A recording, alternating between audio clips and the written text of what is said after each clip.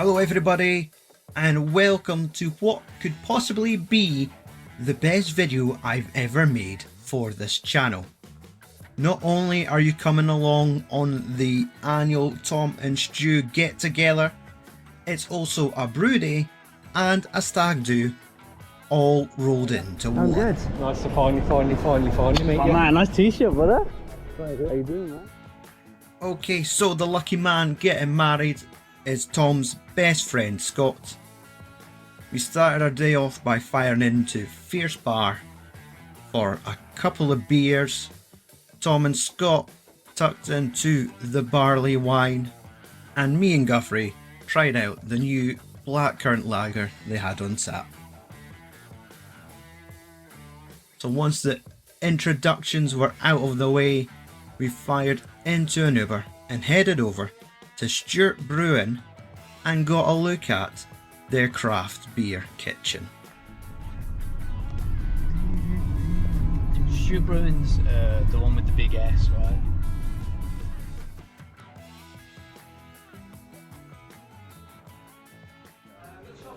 So guys, we're here. What am I doing? Do I have this the right way? Oh, okay. That makes more sense. So that's TV with sound channel. It's been on in most of the bars we've been in. Just a list, really, not very exciting. Should zoom in on my growler. Look. Zoom in on what? Your growler? I don't have to do that, so I'm just going to move in.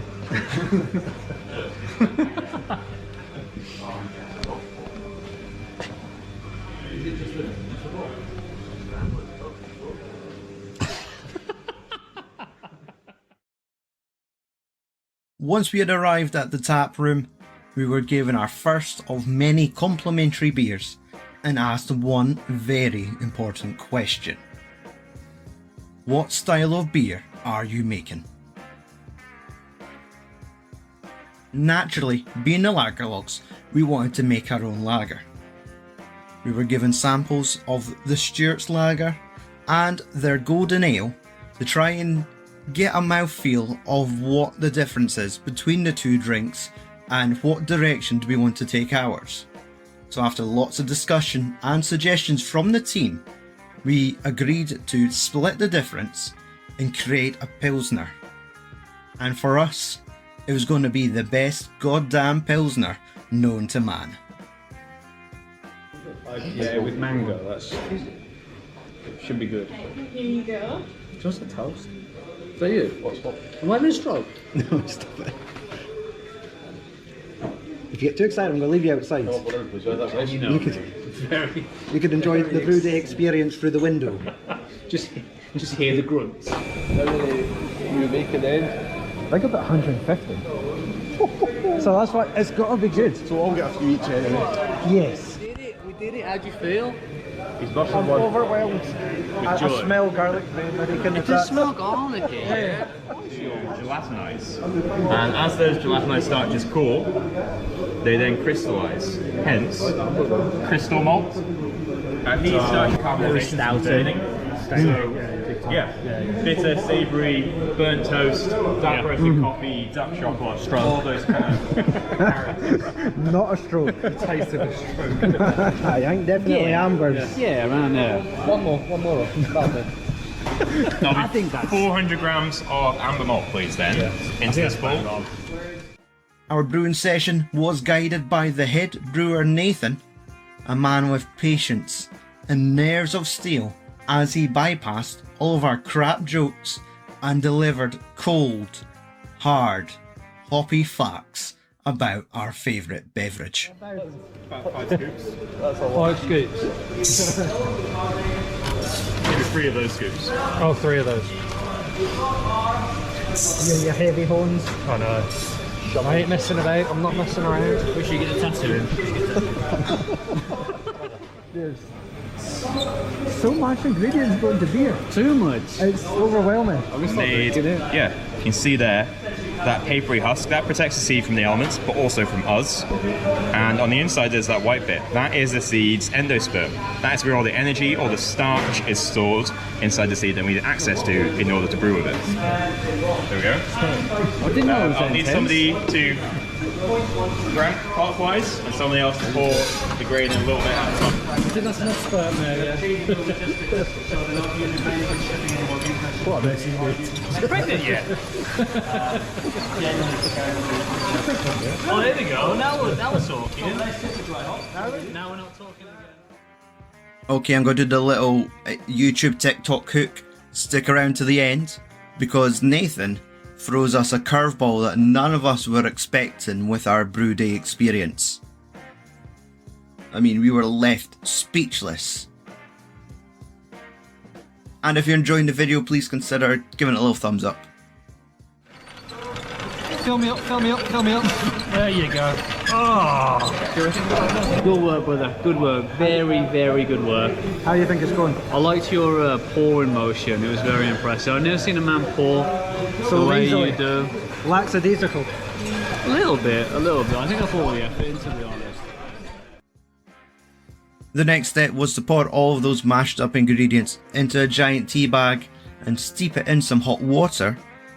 Whilst that was going on, Nathan gave us an explanation of what was happening inside that tank and what we were going to do next, and that was bring out his secret weapon, Mr. Malt Extract.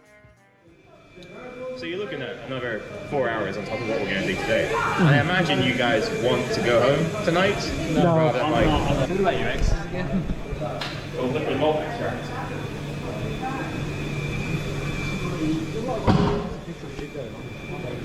Dip your finger through the stream. What some guys have done is they've mashed some barley, they've lathered it to separate it, and then they've slowly evaporated all the water out of it.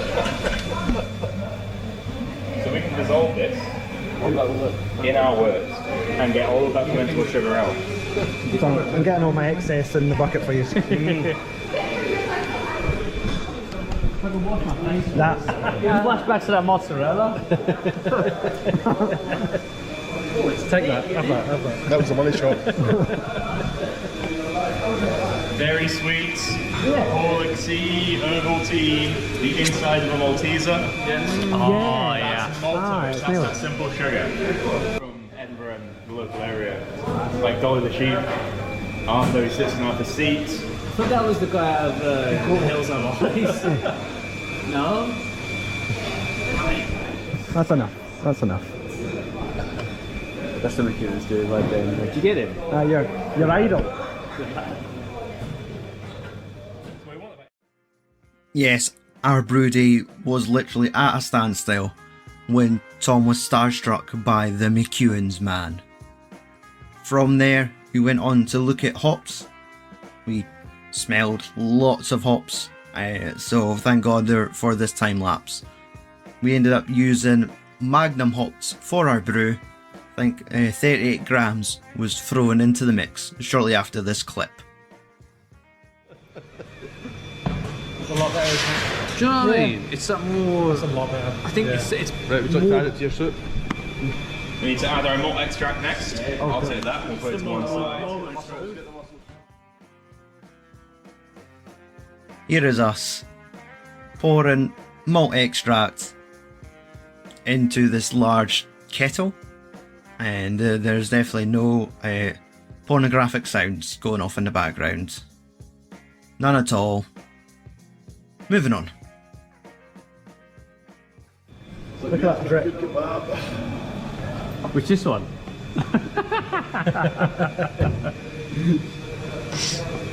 Good spooning, Scott. It's good, isn't it? Yeah, really good. Oh, it's all the finish. As intended. Oh. Boiling away quite nicely, get a good smell. Who wants to sprinkle these in for me? The best man can. Is that you? That's you. Oh yeah? Yeah. Tips. Right, you. Can't see, where am I going? Not the floor. Are we just throwing it in, yeah? Straight ahead, babe. Straight ahead.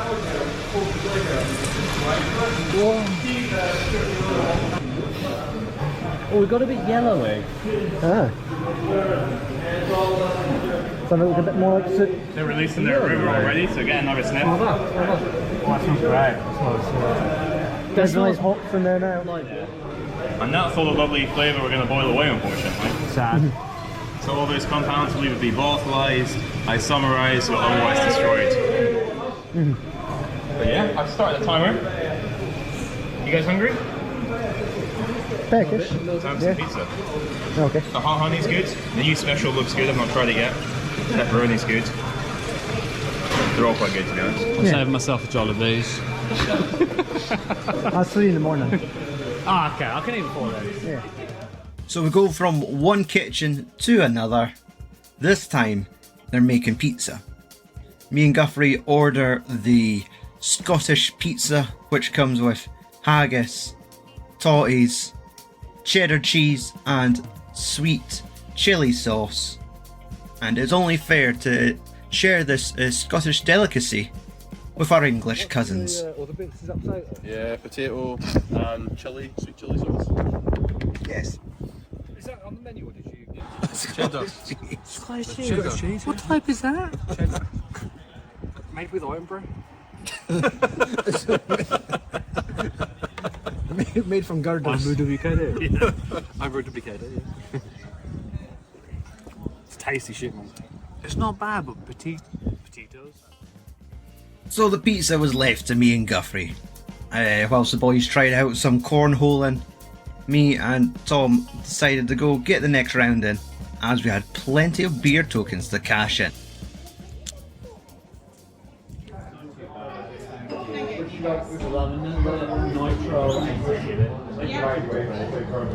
think I want to go dealer's choice. Let them pick one. Okay, alright. Bit of Russian roulette, right? Yeah. What's the worst that can happen? You tell me you're bringing a camera. This led to the woman behind the counter giving us several samples of beer. Beer on tap, beer on cask, telling us what her father's favourite beer is.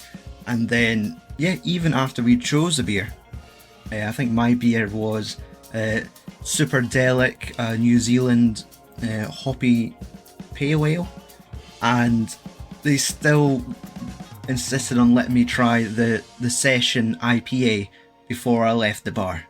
Overly generous to widos like me.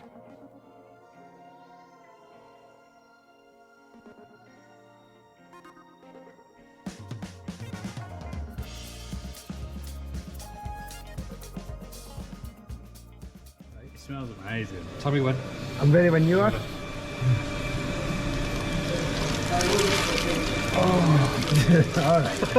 Sorry. Good stuff. Settle I'll down. get a ladle and we'll give it a wee gentle stir. It's like gravy. It does. Yeah, it does. This time. It doesn't look good at this point, but It's in an opaque vessel, so Well, it's it hard. does look a wee bit darker. It's hard. Yeah. Causes them to separate out. So I've got here is Carrageenan or Irish moss. Have a smell? moss. What do you think it is? Oh yeah, it's kind of salt. Like a little bit of salt what in it. seaweed. Yeah, it's seaweed. Yeah. It's semi-refined seaweed. So it's positively charged. The hops and the other particles inside of here are negatively charged. They're going to bind together electrostatically, get too heavy, and precipitate out solution.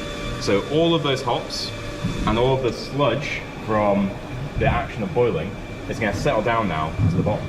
What? It's Wow.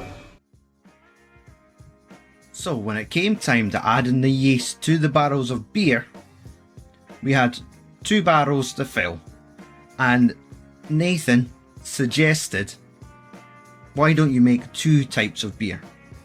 We've got enough of the mixture made. The only difference between the 2 mixtures is going to be the yeast. So what you see is this sped up video of all of us like kind of looking perplexed, suggesting what do we do? Nathan suggested you could go with a Pilsner and an ESB, which is an extra special bitter. And right away in my head, as soon as I said bitter, I knew Tom and Scott are traditional beer drinkers. So when you say bitter to them, that's like ticking boxes in their heads. So yeah, I sped up the whole conversation of what should we do, and he was suggesting lots of different methods we could do with our batches of beer, whether we wanted to do some dry hopping, and it was just overwhelming. Like, we came today to make one batch of Lagerlogs beer. We were not expecting to come away with 2. So, we agreed. Lagerlogs Pilsner and a Scott Stag do ESB.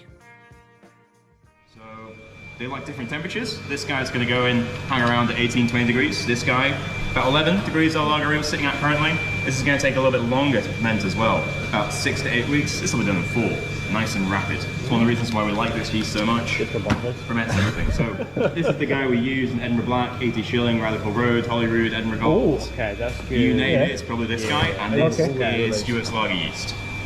Okay. So quite different. So there are 50,000 different possible flavour-rated compounds yeast can add to beer during that fermentation. But not all of these are good. So whilst you can get the nice, melon, banana, grapefruit, clove, mango notes, you can also get hydrogen sulfide, which is like eggy farts. You can get diacetyl, which is like butter. Butyric acid, which is baby sick. So the way we treat our beer is really, really important. We're going to make sure it's nice and happy and not too stressed, or stressed just the right amount. So I've got temperature controlled shipping containers down the side there, and that's where the beer's going to hang out. So it sits at the right Yeast, exactly. Are you arguing over the beer? No. Okay. What's done is done. Yes. We've done the whisking. Yeah. We can't go back. Exactly. Can't unwhisk. No, just saying how the kind of DNA profile. Seeing that slight Just light change at the end. Completely different brew. Think about it. But if you think about it, it's quite closely connected in terms of taste profile. Yeah. If you really think It's only about like, it. I said like in the last 10%, we could change style like that. Yeah. Everything's the same all the way through until the very end, where you can just go, not you. I think I will throw a carrot cake in. Yeah. Exactly. It's Don't listen to that. So we want to have a taste of it. It looks healthy. A bit dehydrated, but so it'll change colour again. Depending on the yeast as well. It won't change colour much. It'll lighten up a wee bit. It's quite full of suspended solids that'll precipitate out throughout conditioning. It's one of the reasons why we condition beer, drop all that stuff out. So it'll lighten up a wee bit. It does look this good. Cheers. At least smelt it. Cheers. Quite.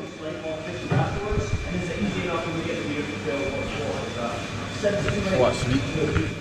Tasting all that sugar in there, ready to be fermented, ready to turn to beer. I feel like that's on the way to being a really good beer, though. It's definitely raw, like it's rough, but I feel like You're getting some of those hops coming through. Yeah, the taste a little bit of profile's bitterness. there.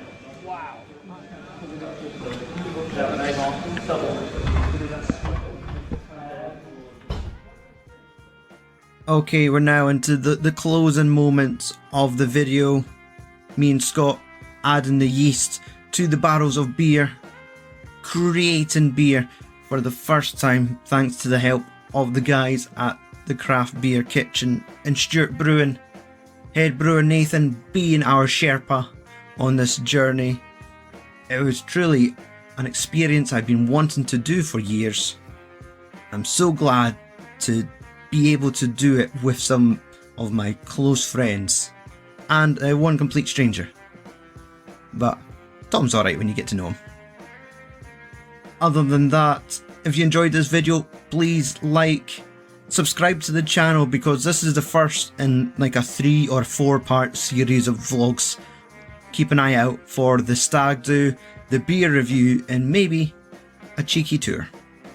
Other than that, I've been Stu, thank you for watching, catch you later. Peace!